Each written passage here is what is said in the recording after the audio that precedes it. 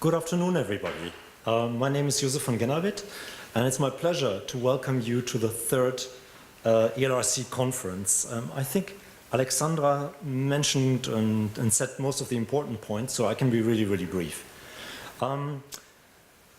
This conference has attracted, I think, over 150 delegates from all across Europe and the CEF-affiliated countries. And this is for good reason, because this conference is about sharing.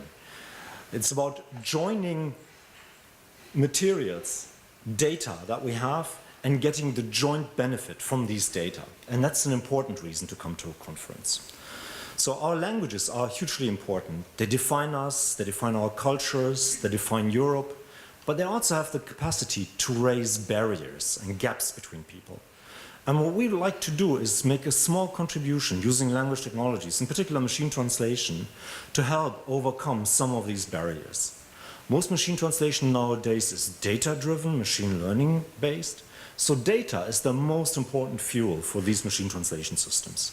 We need the right kind of data, and we need enough data, actually a lot of data, to be able to generate, to produce good machine translation systems for particular language pairs and also for particular application scenarios. And the application scenario that we are concentrating on, that we're focusing on, is public services.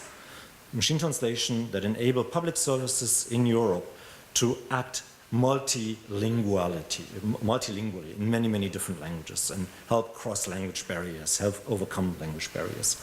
And we do this in terms of, first of all, engaging with the public services and spreading the message, getting them interested in the value of data and raising awareness about this. Then, of course, in identifying their needs, what actually are the needs of public services, where do they have translation needs? Then we get them involved into collecting data, because a lot of the relevant data for public services are actually held by public services. They have been engaging in translations for many, many years. They might have large translation memory repositories. They might have large collections of documents, monolingual documents, bilingual documents. These are all useful for training machine learning-based machine translation systems. And then, of course, we in ELRC, we can help them to do this, because even if you have the data, or if you know somebody in your institution or a fellow ministry in your particular country that has a lot of relevant data, it's often not easy to unearth that data, to provide it to the EC to train machine translation systems. There might be legal issues, intellectual property rights, holding back the release of data. There might also be formatting issues. There might be privacy issues, that some of the data has to be anonymized before it can be shared. And we provide you with help in doing so. And then, of course, we also act together with you. We're working on getting the data and making it useful in machine translation systems and providing those systems back to you in your national public services for use and for you to profit. And the idea of sharing here is simply the following. Suppose, for example, that you need machine translation between Estonian and Maltese or something like that. Then there might be some data that is held in Estonia, Estonian and Maltese, and some data that is held in Malta, Estonian. And if you put this data together, you have much more bigger data pool, and you might be able to train much, much better system than individually. And that, of course, holds across Europe. And of course, the scenario is slightly contrived.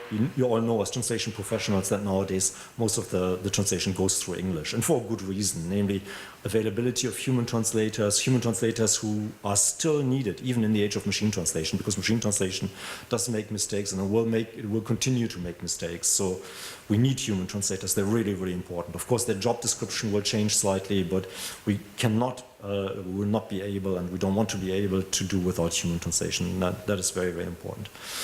Okay.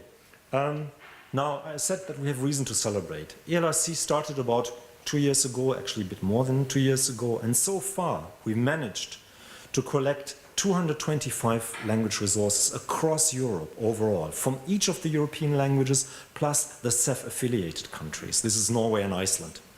And that's wonderful. That's an amazing achievement. And in addition to this, there are about 450,000 terms. So these are terminologies, but also ontology resources. More than 2 billion words together in all of these languages. And it's important to mention that there's contributions from each and every of the EU languages. And perhaps most importantly, about 2 million translation units. So these are sentences, headlines, translated from one language, and translation memories, or the like, if you like. And 91 of these are already publicly available. So 225 have been delivered to the EC, and they are being used already, for example, I think in English, Norwegian machine translation, to improve the system, to actually make systems on the part of the EC for that particular language pair. And they are provided back to the people that donated these language resources and across the EU to all public services. Okay? Now, ELRC is not just us, and by us I mean DFKI, our colleagues from ILSP, our colleagues from ELRA, and our colleagues from Tilde who are here in the room. But ELRC is the national anchor points that were already mentioned by Alexandra. So we have two national anchor points, a technical national anchor point and a public service national anchor point in all of the EC countries and the CEF-affiliated countries. And they provide ELRC with reach into the countries and also local ownership to facilitate and organize local conferences, data collections, etc. Can I ask our national anchor points to raise their hands? Many of them are here with us, yeah, you can see who they are. Please do not hesitate to talk to them and have a chat with them during the breaks, and they can share with them. They can share with you our last 2 years' experience of ELRC. So we achieved a lot. And I think we were almost surprised by how much we achieved, because at the beginning of this project it wasn't quite clear, is something like this ever going to work? Going all across Europe, organizing workshops in 30 European member states and CEF-affiliated states on the topic and issue of data provision and data sharing for mutual benefit. It had been tried before, something like this, a couple of years earlier on before we started, and it didn't work out very well. But this time it succeeded, and it succeeded because of our national anchor points, because of the local ownership and the local engagement and the local support for this. And there can be no other way, and we're really grateful for that. Okay, looking into the future, the next 2 years of ELRC, we want to continue our data collection. At the moment, we've covered the tip of the iceberg, but as you all know, like 80 to 90% of the iceberg are underneath the water, and we would like to get those 80% of data or 90% of data, and we would also like to really get quality data from the public services that is relevant to build machine translation systems for the public services. And we do this in a number of ways through ELRC in close cooperation and collaboration with our national anchor points. We do this first through the ELRC share repository. The URL is given here.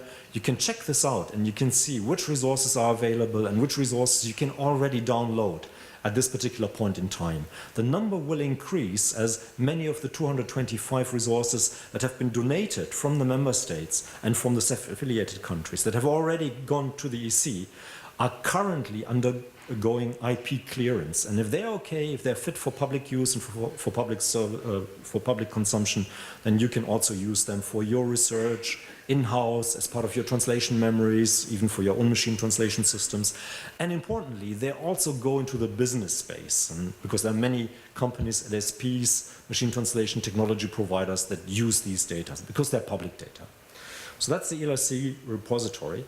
Another one is the technical and legal help desk. I mentioned already that sometimes, even though we have the data, it's not easy to provide them and actually to make them publicly available. And often it's legal issues. Property rights, IP rights, copyright restrictions might hold back data. We have a team of legal experts within ELRC that can help you with solving these problems and making these data freely available. And in addition, we provide technical services, because even if the data are fine, if they are sort of like legally okay, there's no IP rights encumbering these data, there might be technical reasons why the data is not freely available. One such reason is that the data is not anonymized. The data might be good data, might be clear, but it might contain references to individuals. And because in order to protect privacy, we have facilities, technical facilities, to, for example, automatically anonymize this data to help make it publicly available, but also issues like tag removal, data conversion, file format conversion. We are ready and we stand ready to help you with all those issues from ELRC, and of course jointly in cooperation with our national anchor points, the technology national anchor points, and also the public service national anchor points. And then lastly, Now, looking into the future as well, we're about to start a program of running 30 workshops again across Europe. And like the workshops that we ran during the first 2 years, these workshops focus on awareness, the importance of data, and providing this data, sharing this data, the benefits that can accrue from sharing the data and making available your data, getting the data from your colleagues in other countries. But crucially, we're going beyond. It's not just awareness raising, but it's really facilitating direct data sharing to get at the 80% or 90% of the iceberg that we haven't been able to capture in our first 2 years of operation. A second activity that is underway is the ELRC Language Resource Board, the LRB, that had its meeting today. This is constituted mainly by the national anchor points, and it's kind of like a governance board for many of the activities in this space here in Europe. In addition to having this advisory board, we also run cafes, LRC experience cafes, and regular question and answering sessions online. And we invite you to participate in those sessions, again, through your national anchor points. And then finally, and that brings me to this conference here today, there's of course the ELRC conference. So our target audience is of course public service administrations across Europe, and there in particular the colleagues that are involved in translation, in data capture, in storing data and warehousing data, because they're the people that might help us to get the data, make it available to the EC, and train new and improved system for the benefit of the public services across Europe. In addition to the data capture and to collecting more data and better data, there's one really, really important topic, and that is we don't want this data pipeline that comes from the member states to the EC and the reverse pipeline that gives machine translation systems back to the member states, in particular the public services in the member states. We don't want this to end with the lifetime of this project, which is the end of 2019. We want this to be sustainable. So part of the conference today is, not today, in particular tomorrow, is to give you first ideas, to seed ideas about how we can make this sustainable. And we do this not in terms of offering ready-made solutions, because these solutions are not really possible, because all our member states are so different. We have, different priorities and different backgrounds and different setups. But what we're trying to do, especially tomorrow afternoon, is give you some idea about best practices already underway in some of the countries. And these differ a lot. So there are, for example, activities in Finland where a lot of the translation activities are coordinated by the Ministry of the Prime Minister, and they can afford huge efficiencies through that. But there are other models. There are other models in the Baltic countries, there are models in Spain, for example, and some other countries, and we will present you a range of approaches and a range of ideas. And hopefully these will seed in your minds ideas and creative solutions of how we can achieve a sustainable data pipeline that is matched by a pipeline in reverse with language technology systems, in particular machine translation, that support your particular languages. In terms of a slogan, we want to identify, these are identify needs in the member states, in the public services in the member states. We want to identify the data that support these needs. We want to share these data, make them available publicly, so that we can pool this data and come up with better systems for everybody.